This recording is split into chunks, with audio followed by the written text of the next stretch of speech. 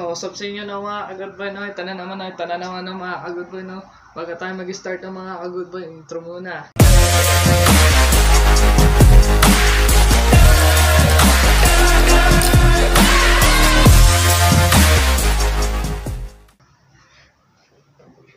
Ito na mga ka-good boy, no? May-unboxing lang tayo, no? Lahat ng mga baril, no? Ito, papakita ko muna sa inyo ang first ng release ng mga Q-series. Ayan, Glock, aka the Q1. Ayan, naglalak siya, ditanggal. So mostly, ang pinaka-safety niya ito. So, ayan. Ito, no? Ito. Wala tayong iba kasi ito eh. Second, ng release ay Q7 ng mga ka-good boy, no? Ito, Q7. Ito ang Q7. Naglo-load siya ng 30 rounds. 30 rounds. Kasi, may technique pala dito. Kasi yung pinaka-mismong mag niya, payu, dito. So, may kanto siyang ganito. Yung para stick niya dito, guide stick. So, inayos ko siya. Medyo pinugput ko para hindi siya mag-jam dito. Kaya maximum capacity niya before ay mga 16 to 17 rounds. Ngayon, nilinis, inano ko yung niya, yung pinakaganto niya, ayan. Yung nagpapalo sa niya. So, ayun, naging 30 rounds siya. So, result, ito. Ayan. Napapansin nyo, iba yung kanyang no? Kasi, ito yung lumang Q7 ko noon. Ito, nasaan ba yun? Oh, wala, hindi ko makakita. Lumang Q7 ng mga ka-good boy, ito. Itong kulay brown. So, kinumbert ko itong, ito yung bago kasi dalawa na Q7 ko. So, naglalak siya, ayan, kita nyo. Kaso, ubos na. So, pumuputok to. At yan, naputok. So, ito yung pinakauli, Q9. So, wala akong Q11 kasi nasira yung nakaraan. So, ayan. Mag niya. Ayan. Naglo-load to ng 23 rounds kasi inayos ko rin to. Makadalas na ng load niya ay mga default ay 16 rounds to 17. So, ayan. Ayan ang Q7. So, madali siyang kalasin. Pipindutin nyo lang yan. Bago rotate. Yun. Ganun lang. Madaling kalasin to, guys. Pinakamadali sa lahat. So, ngayon, may unboxing na tayo. Bagong release ng Q-series, no? No? Ito. Pakita ko sa inyo. Ito, in-order ko siya sa Lazada. Lahat ng mga unboxing ko lahat. Cheapest Q-series. Siya lang yung may original box. Came from factory. Ang tawag dito is Smith & Wesson. Smith & Wesson, ano ba to? Springfield, USA. Decode MP9. So, ayan. Ang angas. Ayan, Q5, bagong release. So, ayan yung instruction manual. Sabi dito ay press to play, press to poly the box to dismiss, to unload the button, unload the bullet box. Second, pick up the bullet box. Third, put the cocking handle in a click called its heart. What the heck? And 4, aim the target and press the trigger. So, ayan. 14H. Alam ko, 18 to eh. Ayan, sabi dito, Simulation Airsoft Gun. 6mm BB bullets. So, ayan talaga, matchain ng Ito yung original box niya. Bagong release ng Q-series na. So, ayan. So, ayan yung unang bukas. Ayan. Kaso, ayan, basahin muna natin itong manual. Ayan, sabi, age about 14, ngayon 18 naman. Naghara naman no? Sabi dito, ayan, firing safety. Ayan, firing safety. Ayan. Kung paano maglinis, kung paano magkabit, ayan. Hinanap ko dito paano magkalas ng sabi. Teka.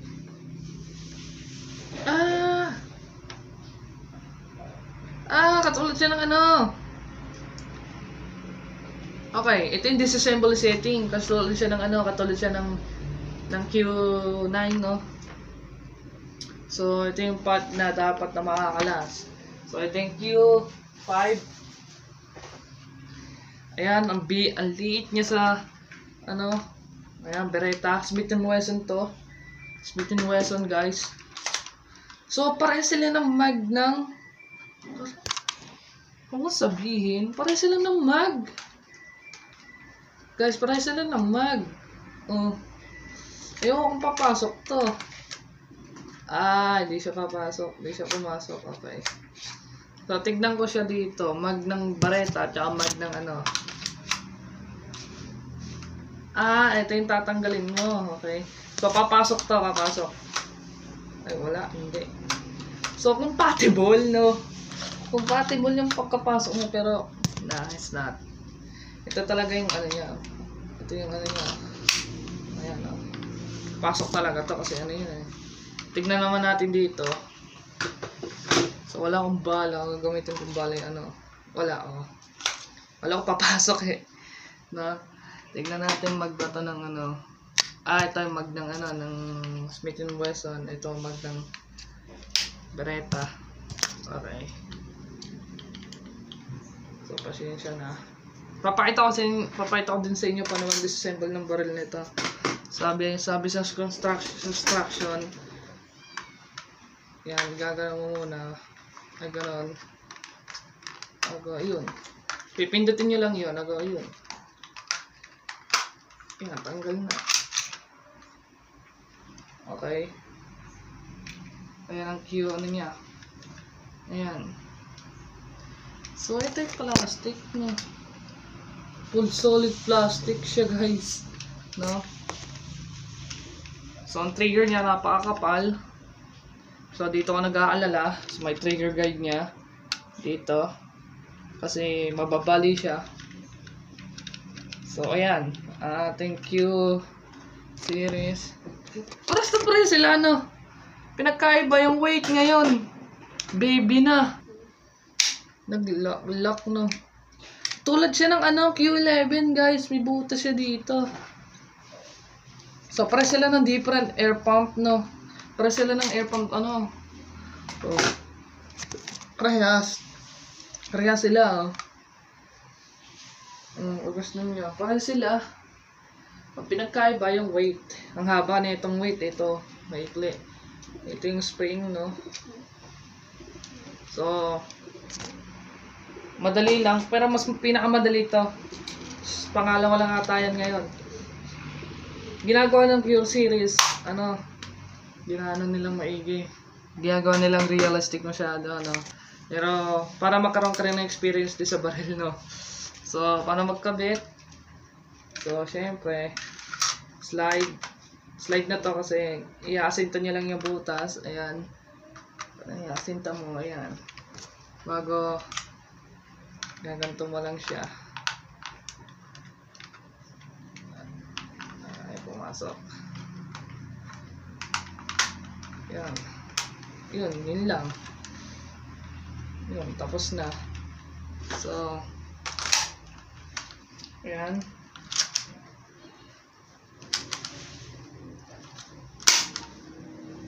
Testing sound. Ang daling kalbit niya, heavy trigger din, guys.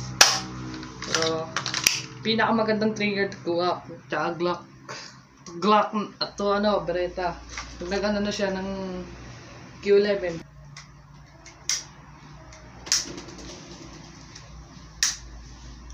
Dali ang hirap niya ngayon, Okay. Okay, yan. Ayan yung ating baril. So, pumasa siya. So, katulad siya ng Glock, Q1. Para sila ng yan. Testing natin siya dito sa sapatos. Ng sapatos. Ayan. 3, 2, 1, fire. Tagos. Tumagos siya, guys. Malakas. Lakas niya, guys. So, testing natin siya dito. gamit natin dito yung local. Kaya natin kung okay siya. Ito na yung talaga. Agos. Double feed.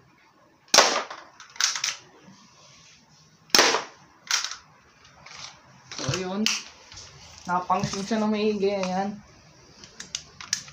So medyo maulan dito kasi may bagyo. Huwag kayong bibili ng gasol na ganito kasi magkakosto ng bara. Ito, mga ganitong gasol. Pero, testingin natin kasi pinaka-magaan ito eh. Kaya natin. Durag ang bala.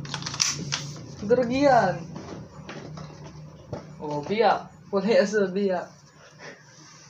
Biyak ang lakas niya guys.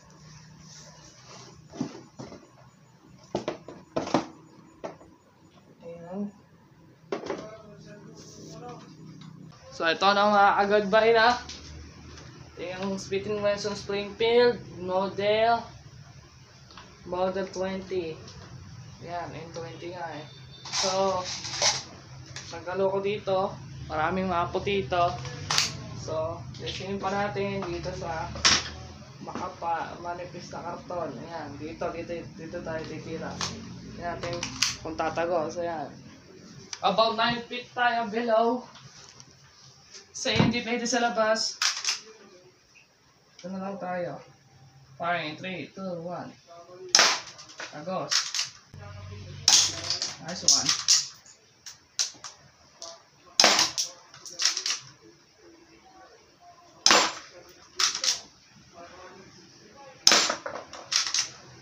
Bakal tuloy na to.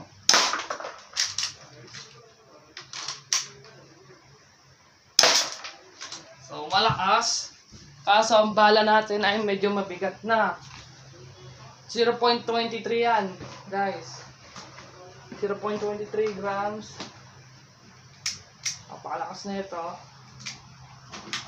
Ito yung mga brand natin. So ito ayan. Dito na lang. Banda dito, line na to. Banda yung line na yan. Ayan. Tingnan natin. 3, 2, 1, fire. Okay.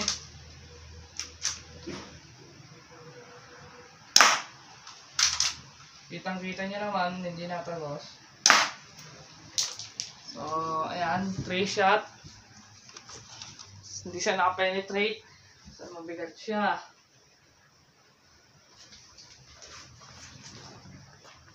Ayan, puro. Uy, gago. Balak tumagos. Ayun yun, karoon siya ng bukol dito sa may tape line, oh. So, tatlo yan. Ayan, 3 line nga. 3 lane. Ayan, 1, 2, 3. Bago yan. So, testingin natin siya sa mga pitcha. Kasi gusto ko yung mga pitcha. Satisfied ako doon. So, ingat-ingat lang, no? Ganda site nito, favorite ko mga ganitong site. Hindi ka tulad ng Glock, na ako. Mapangitan ako. Ano mo sa bigat? Glock o ano. Halos magkapreso lang sila ng lapad. Ayan o. Ito. Ito tignan natin Ito. Muna kulay puti, pinakauli yan sa may bakal. Firing in 3, 2, 1, fire. Lakas nun Firing in 3, 2, 1, fire. Firing in 3, 2, 1, fire. Firing in 3, 2, 1, fire. Ang lakas guys! Kung makasampal ba guys, parang sinampal ka ng jowa. Grabe, ang lakas guys. Huwag kayo. Ang lakas. So makikita nyo to, bali mga 18 minutes to kasi full review to kasi mas maganda siya, no? So next na ito, coming soon, how to fix with Glock. So ito yung umiigtas na. Bagong bago lang to, bagong umiigtas kasi inabreak ko siya. So ito no, ayan ano na siya. So resulta nito, hindi siya puputok. See? Ayun no. Hindi siya puputok.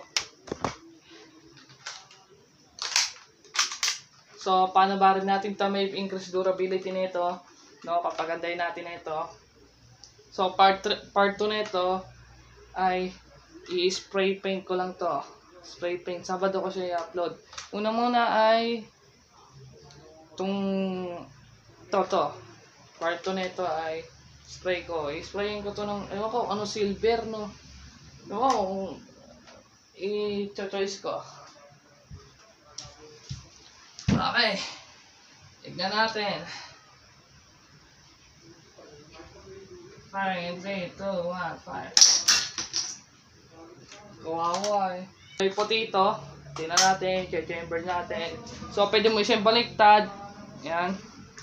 Nag-automatic siya kasi napaalus niya. Hindi ko makita ang bala. Ito ano? Ito. Tignan natin. 5, 3, 2, 1. Bakal to guys. Bakal yan. 3, 2, 1. Tingnan natin kung madudurog. So, hindi siya nadurog, pero nagbigay siya ng flat na part. Lagay light natin. Siguradong durog na to. Yun, durog na nga. Durog na nga. Ayan o. Piyesa niya, ito yung piyesa. Oh. Ayan. Napakatindi, no? Teka lang. Nag-miss.